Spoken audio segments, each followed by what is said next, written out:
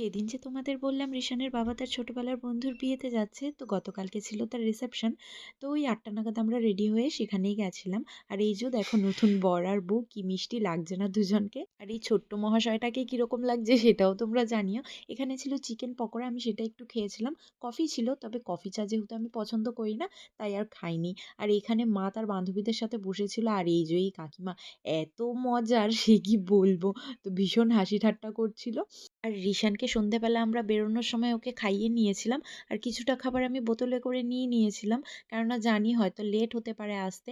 তো 9টা নাগাদ রিশানকে আমি একটু খাইয়ে দিচ্ছিলাম। আর তারপর বাবাও চলে এসেছিল, তো মাকে তারপর আমরা খেতে পাঠিয়ে দিয়েছিলাম।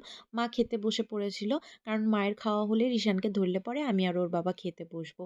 আর আজকের মেনুতে কি কি ছিল তোমাদের সঙ্গে চলো শেয়ার করি। তো প্রথমেই এখানে দিয়েছিল ফিশ বাটার ফ্রাই, যেটা খেতে দারুণ ছিল। সাথে গ্রিন চাটনি ছিল, চাটনিটা তো দারুণ হয়েছিল। তারপর ছিল কড়াইশুঁটির কচুরি, আলুর দম। আর এটা ছিল ভেটকি পাতুরি, তার সাথে সাদা ভাত। তারপর ছিল চিংড়ির মালাইকারি, যেটা খেতে তো ভালো লাগে তবে ছাড়াতে একদম পারি না, তাই ও আমাকে এখানে চিংড়ি মাছটা ছাড়িয়ে দিয়েছিল।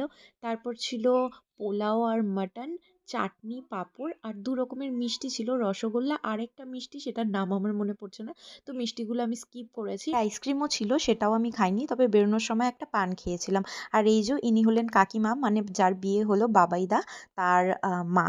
তো কাকিমা বলল কাকিমা নাকি আমার ভিডিও দেখে, আর সেটা শুনে তো আমার মনটা ভীষণ ভালো হয়ে গেল। তারপর সবার সাথে দেখা সাক্ষাৎ করে ওই 11টা সাড়ে 11টা নাগাদ আমরা বাড়ি চলে এসেছিলাম।